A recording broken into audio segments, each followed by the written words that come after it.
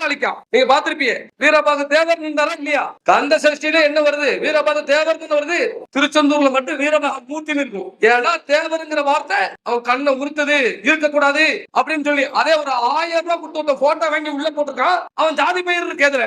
அப்ப வீரபாகு தேவரை வீரபாகு மூர்த்தியா மாத்திட்டான். சாண்ட சின்னப்ப தேவருடைய பரிகாரம் இருந்துச்சு, அது கண்ணடிச்சு அது வந்து பழசாயிட்டு இடிச்சு போட்டான். எல்லாத்துக்கும் தேவர் குடியில அழிச்சிட்டான். அப்ப இப்படி நம்மளுடைய அடையாளத்தை அழிக்க அடையாளத்தை அழிச்சிட்டாங்க.